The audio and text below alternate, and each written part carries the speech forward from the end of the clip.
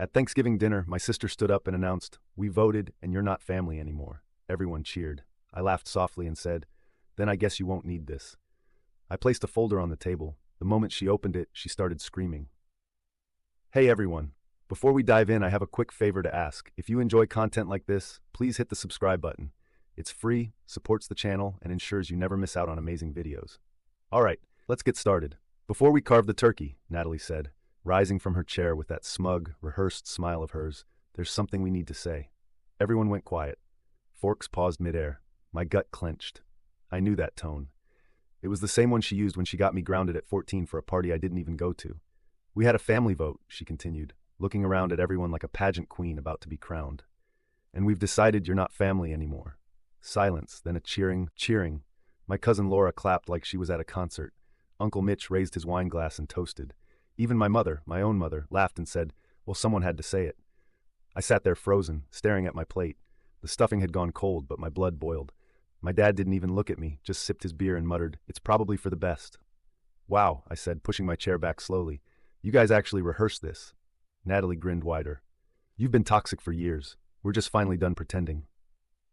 "You're not family," my mother added, reaching for the cranberry sauce like we were discussing the weather. "It's unanimous." I looked around. No one spoke up, not one person. "Good," I said quietly. Then I reached into my bag. "I figured this might happen," I added, pulling out a thick folder and placing it gently in the center of the table. The sound it made, thunk, cut through the laughter. Natalie blinked. "What is that?" I smiled, leaned back in my chair and folded my arms. "Why don't you find out?" She snatched it up and ripped it open, her mouth already twisted in that snide little smirk she always wore when she thought she was winning. Then she turned the first page and stopped smiling. Her face turned pale. Her eyes scanned the next page and the next. Then she screamed. I mean screamed, like blood-curdling horror movie kind of scream. Her chair crashed behind her as she bolted upright, slamming the folder shut like it had burned her hands. "You monster," she cried. "You messed up, twisted weirdo." Gasps echoed around the table. Joel, her husband, snatched the folder and opened it. Then his jaw dropped. He looked at me. "Is this?" I nodded once. "It's all real," I said. "Every word, every receipt, every screenshot." The table went dead silent. You could hear a fork clink in the kitchen. My mother's mouth opened, then closed again like a fish gasping for air. "You were so sure I wouldn't fight back," I said, standing up slowly. "So sure I'd stay the quiet one, the doormat, the cash cow. But guess what?" I leaned over, looked Natalie dead in the eye. "Your little show? It's over. You want to know what was in the folder? I'll get there. But first, let me tell you how we got here. Because Natalie didn't wake up one day and decide I wasn't family. That decision was built over years, brick by brick, comment by comment, betrayal by betrayal. I was never their favorite, not even close. Natalie was the star. The golden girl. Good grades, big smile, knew how to work a room. She could lie straight to someone's face and make them thank her for it. I, on the other hand, was quiet, private. I didn't need attention, and they hated that. They took my silence as weakness. I moved out at 19, paid for college myself, worked 2 jobs, never asked for help. Meanwhile, Natalie flunked out of 2 majors, went to Europe to find herself, then came home and married Joel. The human equivalent of a LinkedIn profile in a blazer. The wedding? I paid for half. My parents couldn't afford it, but somehow still managed a 2-week cruise right after. I didn't complain. I never did. Even when they joked that I was the family accountant, I kept helping. Paying for Dad's dental surgery, sending money when Mom said the heat bill was overdue, even covering part of my cousin Laura's tuition when she got waitlisted for a scholarship. They always said thank you, sure, but with that tone. The one that said, well, of course you'd help. You don't have a family of your own, and maybe that's what did it. See, I'm single, no kids, no spouse, no drama. Just me, my work, and my dog. And in their eyes, that meant I had nothing better to do than fund their messes. Natalie especially treated me like her personal fail-safe. When Joel lost his job, she called me first. Just a small loan. When her car broke down, "You make 6 figures, what's $2 grand?" When her kid needed therapy and insurance wouldn't cover it, yeah. Guess who she called? I always helped. Always. Because I told myself it was family. But helping turned into obligation, and then into expectation, and then into demand. It started small, backhanded jokes at dinner. "Oh, you brought wine? Must be nice to afford good wine." "Of course you're early. You have no kids to worry about." "I wish I could work late every night and avoid my husband too." Then it got uglier. "You're so cold. Maybe that's why you're still alone. You don't understand real stress. You don't have a real life. You're just bitter that no one needs you. Except they did need me, constantly, financially, quietly, behind closed doors." And then came the text. "Natalie, hey, can you co-sign for a small business loan? Joel and I want to start a wellness cafe." No. Wow. Really? Then came the silence. That was 3 months ago. Since then, I got the cold shoulder. Mom stopped calling, Dad sent one-word replies. No one invited me to the last family dinner. Natalie blocked me on social media after posting a story about cutting out toxic people. But I didn't sit and sulk. Instead, I started pulling receipts. Literal receipts. See, I keep records, bank transfers, emails, screenshots, dates. I'm not stupid.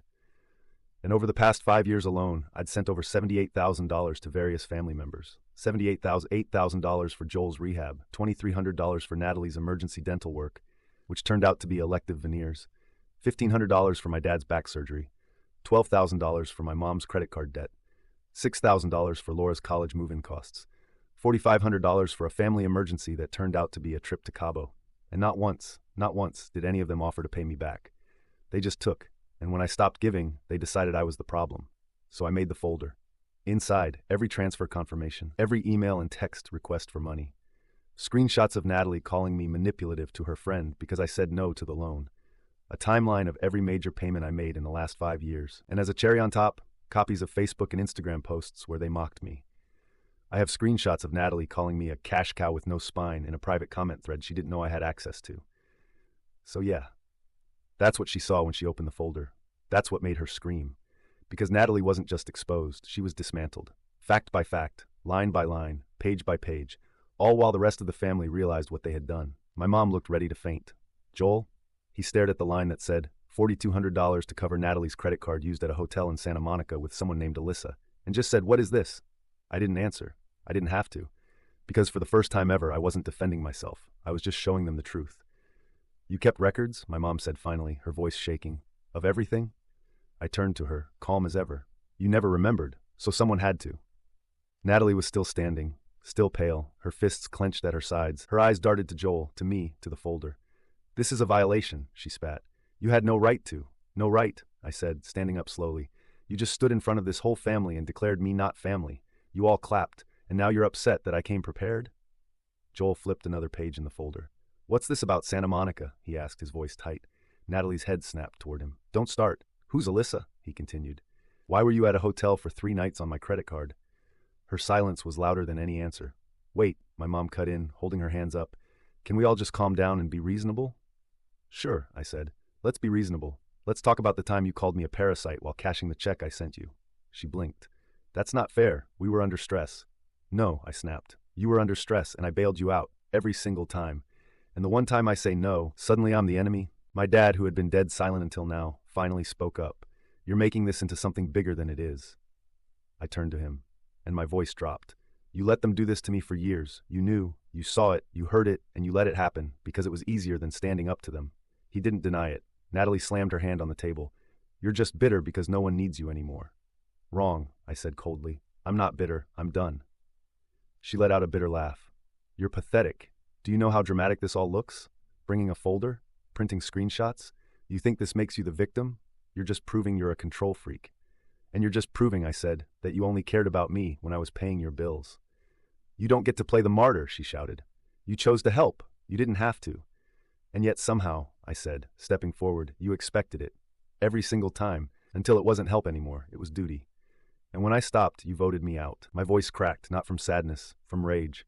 "You didn't want a brother. You wanted a wallet with legs." Joel stood up now, holding the folder. "Is this true?" he asked, looking at Natalie. "All of this?" Natalie looked at him, and for the first time she didn't have a comeback. No fake tears, no deflection, just silence. "You lied to me," he said, "about the hotel, about the money, about him. You made it sound like he was crazy." "I had to," she exploded. "He was turning everyone against me." "I wasn't," I said. "You did that all by yourself." The room went quiet again. Then my mom leaned forward and tried one more time. Her voice softened. "Listen, honey, we may have overreacted, but this is still family, and families fight. Let's just put this behind us." I cut her off. "You're not hearing me." She blinked. "What? I'm not asking for peace. I'm not asking for forgiveness. I'm telling you, I'm done." Natalie sneered. "Oh, stop pretending like this is some big moment. You've said that before." I looked her dead in the eyes. "Not like this." I reached into my coat pocket and pulled out another envelope. "What now?" my dad asked, clearly exhausted. I tossed it onto the table. Joel caught it before it slid off. He opened it, read the first line. His eyes widened. "What is this?" he whispered. I answered for him. "Power of attorney forms for Mom. Revoked. Medical proxy. Revoked. Emergency contact. Removed. I've already signed the papers. I am legally and emotionally no longer responsible for any of you." My mother gasped. "You're cutting ties completely?" "Completely," I said. "Starting now." You're being selfish, she said, tears now forming. We made mistakes, but we're still your family. I turned to her and my voice dropped again, calm, final. No, you're not.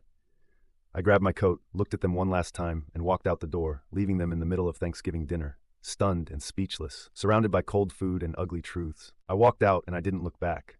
Not because it didn't hurt. It did. But as I closed the door behind me, stepped off their porch and into the cold night air, I felt something inside me shift. For the first time in years, I could breathe. I didn't drive straight home. I pulled off the road near the lake I used to visit as a kid, the place Dad used to take me fishing.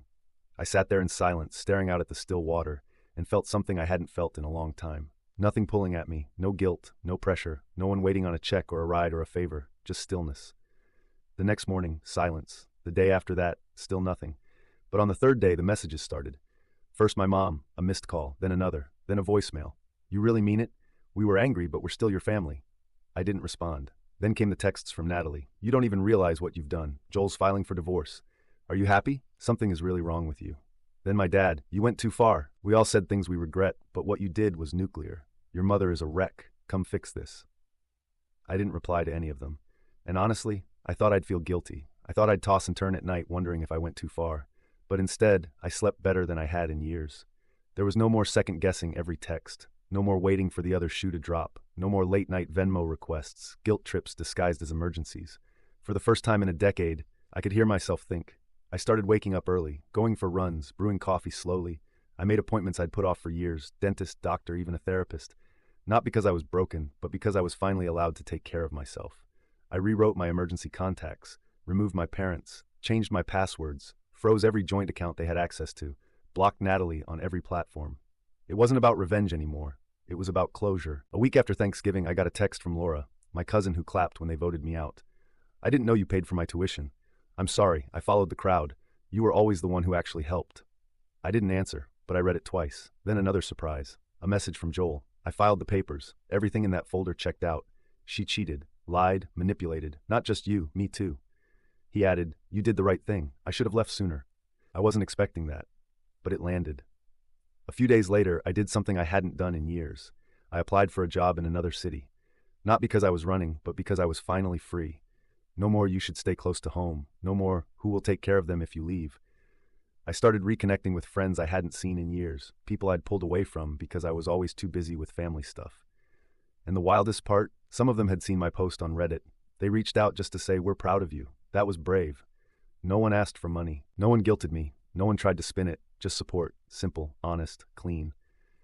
Someone asked me, don't you regret it? I thought for a second, then said, I only regret not doing it sooner.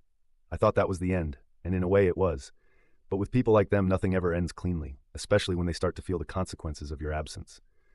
The first few weeks after Thanksgiving were quiet, beautifully, eerily quiet. No calls, no guilt, just peace, until Christmas. On December 22nd, I got a text from my mother. Just a picture. It was their living room, decked out with stockings, a half-decorated tree. In front and center, a massive empty space where they usually stack the presents.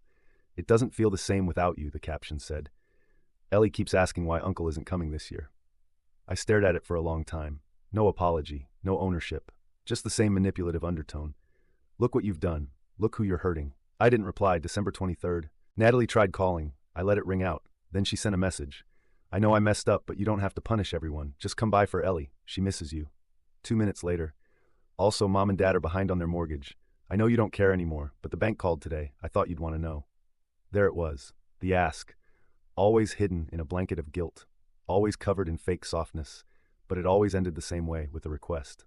I blocked the number. December 24th. Another text, this time from Dad. You made your point. We get it, but enough is enough. We need help. We're still your blood. That night, I sat alone by the fireplace with a glass of wine. I looked around my small apartment. No tree, no noise. Just me and the silence they always said would destroy me. And for the first time in my life, I was thankful for that silence. But it didn't end there. January, I got a call from a number I didn't recognize. I picked up out of habit. Is this Daniel? A man's voice asked. Yes. Who's calling? My name is Mark, he said. I'm calling on behalf of your father. He mentioned you're the primary executive of the family trust. I froze. I revoked that role 2 months ago, I said. It was finalized by the family attorney. My name is off everything. The man paused. I see. Your father said he couldn't reach you directly and asked me to explore options. They're in a bit of a bind. Of course they were. Natalie and my parents had run out of options. The ATM was closed, the safety net was gone. Now they were trying to get creative. I hung up without another word. But the final straw came in February. I got an envelope in the mail, handwritten, no return address, but I recognized my mother's handwriting instantly. Inside was a letter, 3 pages. The first page was all about regret. We said things in anger. You've always been the strong one. We never realized how much we leaned on you. The second page turned to guilt. Your father's health isn't good. Natalie's completely alone now. We're worried about Ellie. She's struggling. And the third page, that was the hook. We're selling the house, but we're underwater on the mortgage. We just need a little help to get through this. Then we'll never ask again. Please, Daniel, do it for your father. Do it for the family. I sat with the letter for a while, let myself feel every ounce of what they wanted me to feel. The weight of responsibility, the sting of obligation, the aching need to fix what was broken. Then I folded the letter, got up, walked to the kitchen, and tossed it in the trash. The truth is, they weren't asking for help. They were asking for access. Again, they didn't want me back in the family. They wanted the version of me who didn't say no, the one who paid, silently, sacrificed, silently, suffered, silently. But that version of me, he's gone. I'm not their scapegoat anymore. I'm not their golden goose. I'm not the duct tape holding a broken house together. I am done. And the most terrifying part for them? I'm doing just fine without them. I got a new job, moved to a new city, bigger place, clean slate. I started volunteering on weekends, not because anyone needed me, but because I wanted to. I built a life where no one calls me at 11 p.m. to cover a mistake they refuse to own, where I'm not punished for being independent, where kindness isn't used as leverage. I don't regret helping them, but I do regret how long it took me to stop. You want to know what real peace feels like? It's not being surrounded by family. It's being free from people who only call you family when they need something. Update. Months later. I didn't think this post would get attention. Honestly, I just needed to say it, to put it somewhere. But I read every comment. The people who said, "You were brave. They don't deserve you. Thank you." I didn't know how much I needed to hear that until I did. And of the few who asked, "But what if they change?" Yeah, I've asked myself that too. It's been a few months now. They didn't change. After I cut them off, after the folder, after the screaming and the silence and the letters, I thought maybe, just maybe, someone would get it, that they'd reflect, that they'd say, "We're sorry." They didn't. They got quiet for a while. Then they got strategic. Then they got desperate. Then they got ugly again. But me, I got free. Since then, I moved to a new place. Got a job that doesn't keep me up at night. Started therapy. Real therapy. The kind where you stop trying to fix everyone else and finally learn how to sit with yourself. I cook for myself now. I sleep better. I go outside more. I don't flinch when the phone buzzes. And yeah, sometimes I think about Ellie, about what she's being taught, about what she'll grow up believing is normal. But I also know this. I was the example of someone who finally said, enough. A few days ago, I got another letter, handwritten, from my mom. It was 3 words, "We're still family." No context, no apology, no change, just the same old hook. And for the first time, I didn't feel anything. No anger, no sadness, just nothing. I threw it away and made dinner. So now I'm back here, because this place gave me a kind of clarity I didn't expect. Strangers saw me clearer than my own blood ever did. So here's what I want to ask. Did I do the right thing? Cutting them off, dropping the weight, saying no, and meaning it. Was I too cold? Or was I finally just done being the only one holding it all together? I don't know. But I do know this. For the first time in my life, I'm not surviving. I'm living. Thanks for reading. Still listening. Like today's story? A super thanks helps me keep bringing you the best daily content. Your support means I can keep doing what I love. Thanks for being awesome.